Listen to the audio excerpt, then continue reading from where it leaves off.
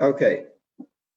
So we've been speaking about the shofar for the last couple of days, and what we're doing is we're sharing different insights from the 7 Chabad Rebbes based on the teachings of Chassidus, which is giving us a deeper understanding of what the mitzvah of shofar is and what the shofar actually achieves.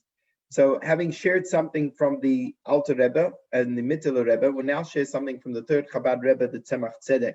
And this is a little bit more Kabbalistic, and to a certain degree, there's a lot of numerological calculations, or what we call gematrias, involved over here. So I'll just give a bit of a background, and we're going to look at the word shofar itself, the letters that make up the word shofar, and to understand what that is.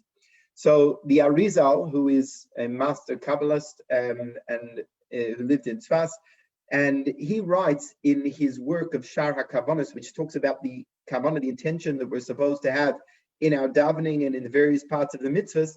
So he writes that the shofar is made up, can be divided into 2 words. There's the first 2 letters, which are shin and vav. Shin and vav have the combined numerical value of 306, shin being 3 and vav being 6. So shin vav is the gematria of 306. And then you have par, the final 2 letters, which are pei and a resh, which have the gematria of 280. So what's significant about these ideas? So the Arizal says that shofar, that the shin and the vav, the 306, has the same gematria, the same numerical value as the word devash, which means honey. So devash is dalet 4 plus base 2 plus shin is 306. So the shin vav of shofar has the same gematria as devash, which is honey. And what does honey represent?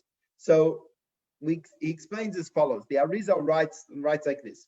We know that there are forces of Gevura. Forces of Gevura are forces of judgment, forces of withdrawal and concealment, and there are 320 levels of Gevura. Now, what does it mean, 320?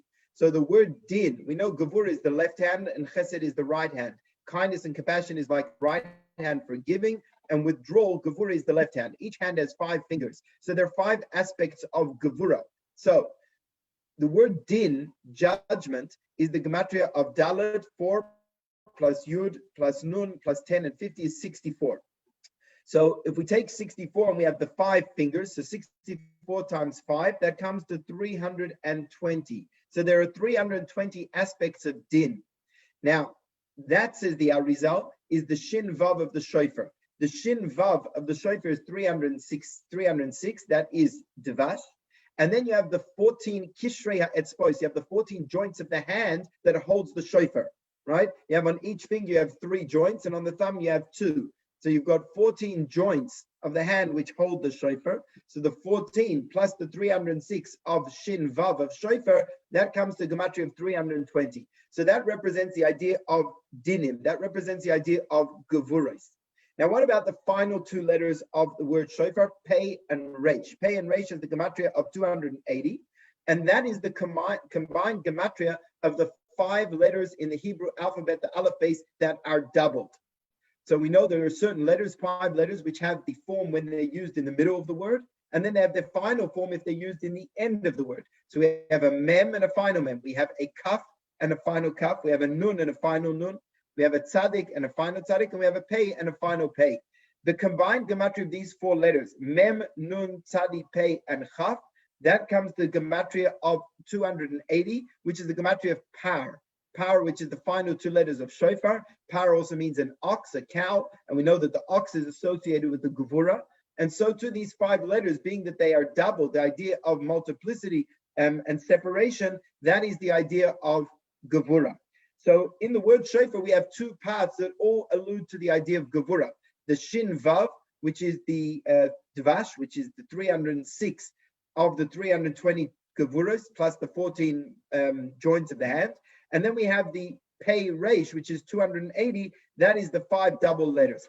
So we see the idea of the shofar is connected to the idea of gevura. But what is devash? So we have to understand what is devash. On one hand, devash is, we said, associated with gevura, and that's why there's a prohibition. One doesn't bring honey. One cannot put honey onto the altar because honey represents gevura. Nonetheless, we know that honey is sweet. Honey is pleasing. Honey has a very sweet taste. And therefore, honey is connected to the level of tainug. Tainug is delight, and tainug represents the most loftiest, highest of godly revelations. So that's the idea of honey. So how do we fit these two together? How can on one hand honey be associated with gevura, but on the other hand honey is associated with tainug, the idea of delight? So there is a concept in Chassidus, in Kabbalah, and this is very much connected to Rosh Hashanah, and that is the idea of hamatakas hadinim, the sweetening of the judgments. Now, what does that mean, sweetening of the judgments? So in a literal sense, it means that if there are harsh judgments ahead for the year, what we do is we sweeten them. Through the shofar, we sweeten those judgments, and we transform them into goodness and kindness. But then, Kabbalistically, there's a different explanation of what it means, the sweetening of the judgments. Each of the sephiros has their own unique property. So the sephira of Chesed is about what we call hamshacha, a downwards flow of energy. So Chesed is about giving. It's about bestowing light. So the godly light that comes downwards into the world, that is from Chesed. And that's why Chesed is likened to water. Water flows from a high space to a low space. So too Chesed is about revelation from above to below. Gevura, on the other hand, is likened to fire. Fire flickers upwards. Fire wants to escape the world and go upwards. And therefore, the divine light, the way it is in a state of withdrawal or removal, siluk, that it wants to depart and go back up to its source, that is associated with Gevura. Now, the issue is that on Rosh Hashanah, we want to draw that energy downward. The Gevura is a very powerful godly energy. And in order to recreate the world and give vitality to the world for the coming year, we need to draw that energy down. Now, how do we do that? If the energy of Gevura is about histalkus, is withdrawing, going back upwards, how do we draw it down? We do it by sweetening the judgments. That means the idea of, instead of the Gevuras being withdrawn in a state of elevation and removal, instead they are drawn down in a way of hamshacha. And that's connected to the idea of honey. There's a few interesting ideas about honey. Honey, first of all, is a preservative. And Chazal bring down that was an individual who preserved the body of, I think it was Herod, preserved the body of their wife in honey. Because the natural state of the human body after passing away, or anything in the world, is that it eventually breaks down and separation. But the honey holds everything together. Like honey is sticky and it sticks things together. So too, honey acts as a preservative because it bonds the elements together. Not only that, but an interesting idea in halacha is that honey has the power to transform everything that comes into it or sits within it into the status of honey itself. And in halacha it discusses, for example, if you find pieces of bees' legs in honey, what is their status? So bees obviously are a non-kosher animal, we're not allowed to eat them. But the legs from the bees within the honey are considered in halacha to become part of the honey themselves. And that is brought in the Shulchan Aruch. So the idea of honey is in fact about drawing things together as opposed to separation. So the idea of sweetening the judgments is like the idea of honey in that it draws down and connects, it fuses that godly energy into the world. Now, how do we do that? How do we take the light of creation, which is in a state of gevura, is in a way of removal, and instead draw that down into the world? So to do that, we need to, and this is an idea we've spoken about, we need to arouse Hashem's tainug, Hashem's delight in creation. And the Tzemach Tzedek gives an analogy. Let's say you've got a person who's got a lot of information, and you want to hear something from them. You want to hear a good idea. You want to hear something insightful from them. But they don't want to talk. They're not in a mood. They're not in a state. They don't have a rotza and a desire to speak. So what do you need to do? They're not going to share anything with you. You need to arouse within them the desire to speak, to share. So however you do that, if it's appealing to their wisdom, if it's praising them, whatever it is, but we need to arouse that desire, because if there's no desire, they're not going to talk. So too, the act of creation is an act of Hashem's speech. Hashem created the world through speech. And we need to arouse Hashem's desire, so to speak and communicate to create the world, to give energy to the worlds for the upcoming year. And that means we've got to create a desire that the divine light should not be like fire in a state of withdrawal, which is gevura, but rather should be sweetened gevuros, that the divine light comes down. And that's the idea of honey being sweetness, tainuk, because what we're trying to do on Rosh Hashanah through the shofar is to arouse Hashem's delight, Hashem's pleasure in creation, which comes from his desire for a dir b'tachtonim, a dwelling place in this world. And when we have that desire, then that is able to sweeten the gevura, sweeten the judgments, and that gevura then is channeled downwards to, like honey, stick and join to actually come downwards and to recreate the world for the coming year. So that's the idea of shofar. Again, let's go back. Shofar, we said, is made up of two words. You have shin vav shoy and par. So par represents the gevuras. As we said, those 5 letters, the double letters, mem nun tzadi pei chaf, has the gematria 280, and that's the idea of a par and ox, which represents gevura. But those represents the gevuras the way they are like fire, how the godly energy wants to recoil and withdraw from the world and go back up to its source. But the shin vav of shofar, the shin vav, which also represents gevuras, however, that is the gematria of devash, honey, because that represents the sweetened gevuras.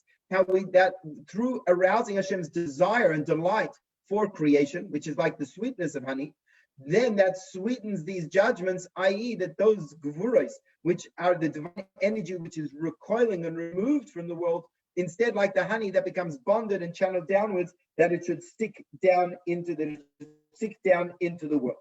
And with this, the Tzemach Tzedek connects to a pasuk from Parshas Ki Savo. It's actually 2 psukim which run one into the other. The first pasuk concludes with the words Eretz Zavas Chalav U'Devash, a land that's flowing with milk and honey, which is of course a description of the land of Eretz Yisrael. But the last word of that pasuk is U'Devash.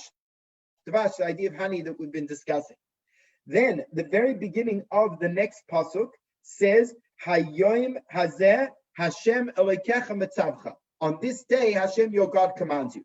So we take the last word of the previous verse and the first 3 words of the next pasuk. So the last word of the previous pasuk is U'Devash. It begins with a vav. The beginning of the next verse is Hayoim, hey, Hazeh, hey, Hashem, Yud, Ke, Vav, Ke, begins with a Yud. Those 4 letters are the letters of the divine name, Yud, Ke, Vav, Ke. So what we see from this, what is Yud, Ke, Vav, Ke? Havaya. So the name Yud, Ke, Vav, Ke comes from the terminology of Mahavet, to create or